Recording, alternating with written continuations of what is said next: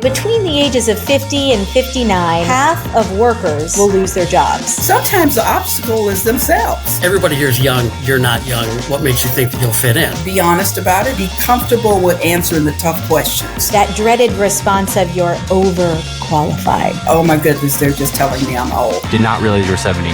The other mythology is you're going to cost too much. You'd be surprised at how cheap I am.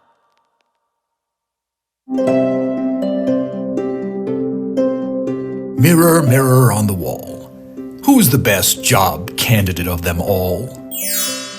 You are indeed a candidate, but not the candidate. I'm summa cum laude from Columbia. I'm in the top 1% of LinkedIn, and I have over 30 years of management experience. That is all true, but there are 6 candidates who are 1,000 times better than you. Or at least 1,000 times younger.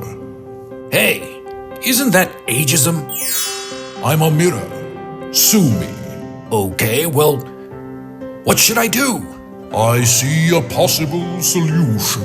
What is it? Should I get another degree? Add more to the skills section of my resume? No. Dye your hair.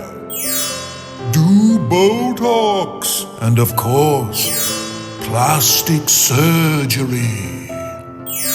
Maybe I ought to stop taking advice from a mirror.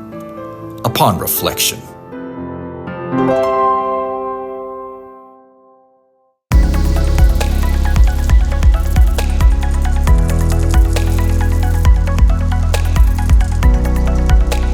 Hi, this is Jill Wildfong, Chief Marketing Officer for Korn Ferry, and this is Briefings, our deep dive into leadership.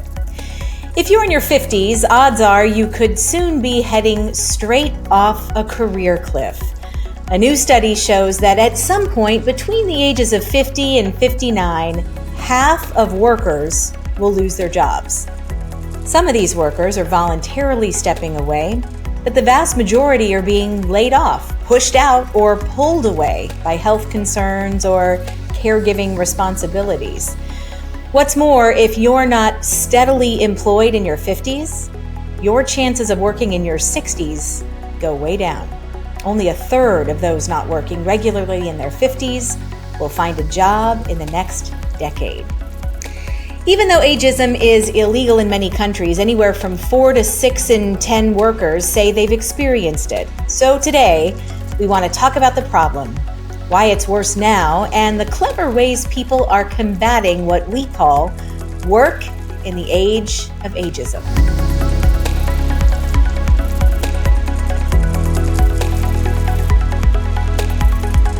Today, let's start with someone who has some firsthand experience around this issue, and I'm not just talking about myself.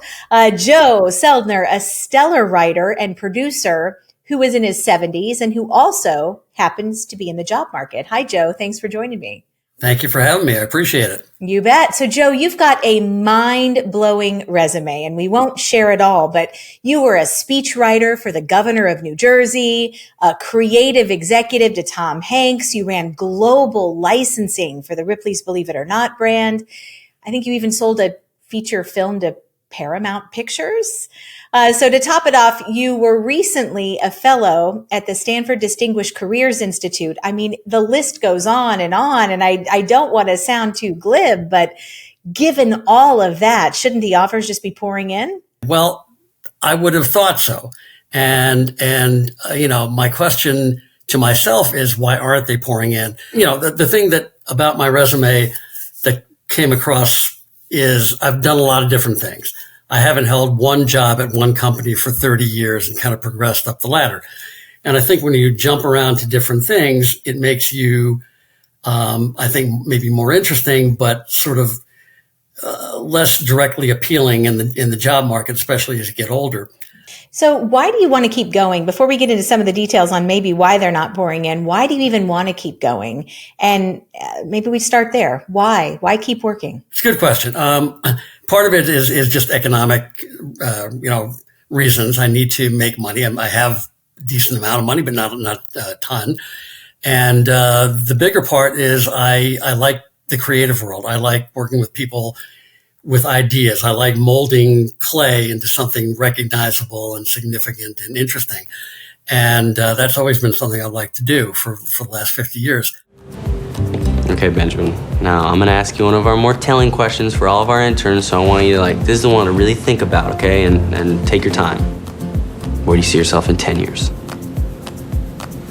When I'm 80. Yeah, sure. Yeah, whatever. Wait. Did not realize you were 70. That question just doesn't work for you, does it? Should we just scratch that one and just move on? That's a scene from the 2015 box office hit The Intern, starring Robert De Niro. It's funny, but it's also wrong. Joe, you've mentioned not wanting to play a victim here, but it sounds like you've lived some of this. Talk to us about some of the ageism, age discrimination that maybe you've experienced yourself or heard about from others. There's questions that you get like, well, do you think you'll fit into, I was at Stanford for a year, and Stanford's in the middle of Silicon Valley. So there's questions that you get about, well, do you think you'll fit into the culture, which is kind of, it's code for everybody here is young. You're not young. What makes you think that you'll fit in? Right. And there's, the good answer to that is because I fit into multiple cultures in many places for the last 50 years, including in the last 10 years when I've already been kind of an old guy. The other mythology is you're going to cost too much. And my answer to that is you'd be surprised at how cheap I am. I need to make some money, but that's not the driving force. Joe, for you, when did you first notice that you were being treated differently? Did it start in your 40s, in your 50s, later than that? When did you start to see that change? So I'm trying to think when I was writing speeches for the governor. Yeah, I was already, I think, in my 50s then. And you began to just recognize that the younger people around in a political office, everybody's young.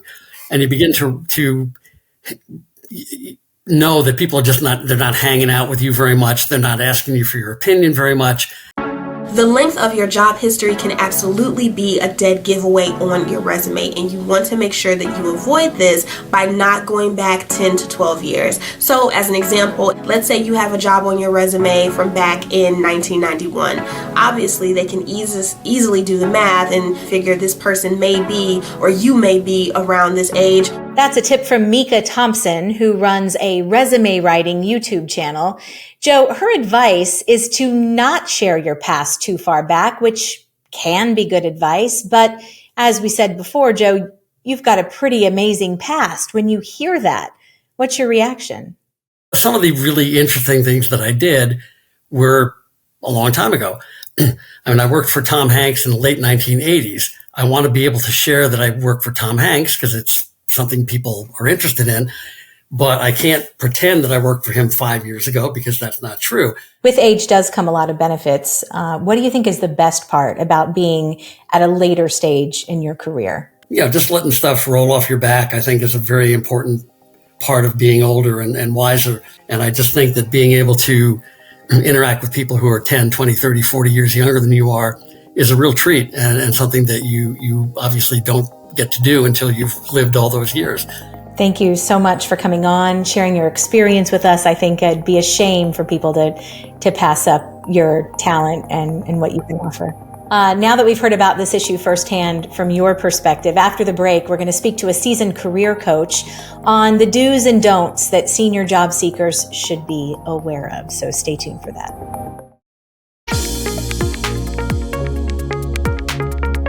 Hi, I'm Rupak Bhattacharya, and welcome to The Break. Here's a look at what else is happening in business from Korn Ferry's This Week in Leadership. We are hearing more and more about the trend of unretiring. More people are unretiring and returning to the workforce. According to a new survey, 12% of retirees aged 62 to 85 plan to go back to work this year, while 1/4 have already done so. Experts say the return can add to the experience levels firms are looking for, but can also create pipeline blockages for younger employees trying to move up. Is the sense that this is a healthy realignment, kind of at the unicorn end of the spectrum, or is this a slump? Last year, Britain debuted a mere 6 new unicorns, meaning startups with a value of at least $1 billion. That's way down from the UK record-breaking 38 new unicorns in 2021. Experts say the decline caused by a drying up of venture capital over the last 2 years threatens the country's dream of becoming a global tech powerhouse. One interesting thing about the job market right now is that it is strong, but the hiring rate is low. Despite fewer job openings now than a year ago, a recent survey found that more than 40% of workers across several top sectors say they will seek a new position this year. Experts say the mismatch between openings and seekers means networking is now more important than ever. For more insights on business and leadership, head to kornferry.com/insights. Now back to Jill and our episode, Work in the Age of Ageism.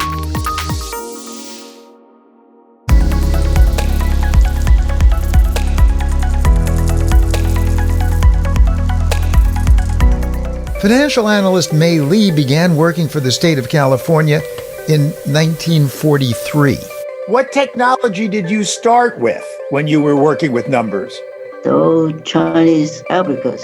An abacus? Yes. And then from there I went to the comptometer, the 10-key adding machines, got a calculator, and then we went into computer.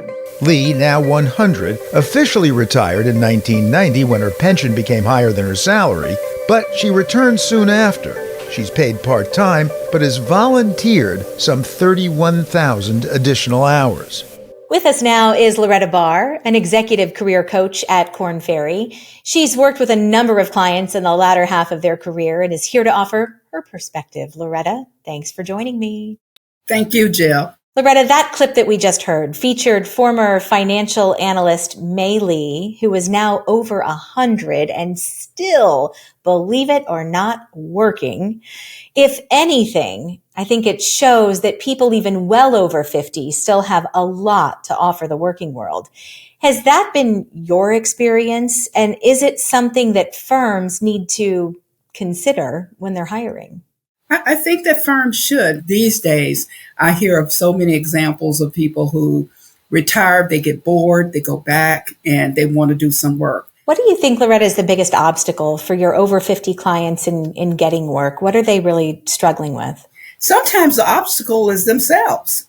They have already talked themselves into believing that they're going to struggle with finding work because they're older, competing with younger people in the marketplace. And so my goal is to help them begin to see the benefits that they bring to the role, that experience. There's still a need for experience out there, and not to worry if they have a little gray hair and the other people do not, but to really have a belief in the skills that they bring. It's never too late, or in my case, too early, to be whoever you want to be. There's no time limit. Start whenever you want. You can change or stay the same. There are no rules to this thing. We can make the best or the worst of it.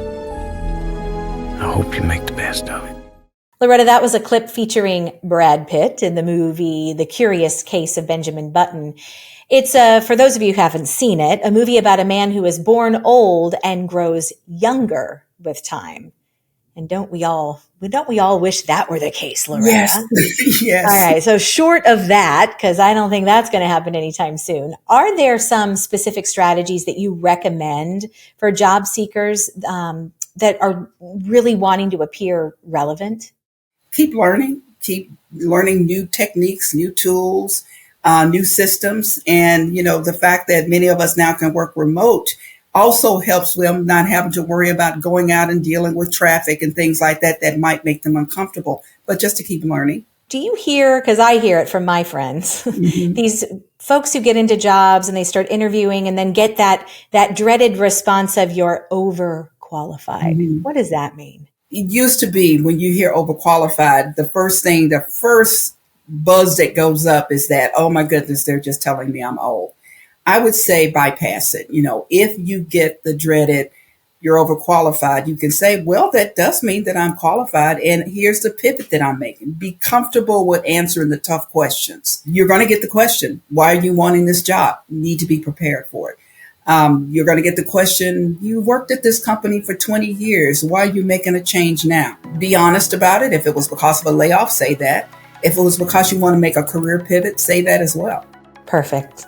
Loretta, thank you so much for joining me today. Really sage, good advice that hopefully a lot of people will take to heart. Thank you, Jill. It was a pleasure speaking with you. The executive producer of Briefings is Jonathan Dahl. Today's episode was produced by Rupak Bhattacharya, Nadira Putri, and Teresa Allen, and it was edited by Jaron Henry McRae. It contains reporting by Russell Perlman, Ariane Cohen, and Peter Loria. Our video segment contains original artwork by Fraser Milton, Haley Kennel, Jonathan Pink, and Sasha Kotschik. Don't forget to read our magazine, available at newsstands and at kornferry.com/briefings. That's it for Korn Ferry Briefings. I'm Jill Wiltfong. See you next time. Oh, you graduated that year? I was born that year.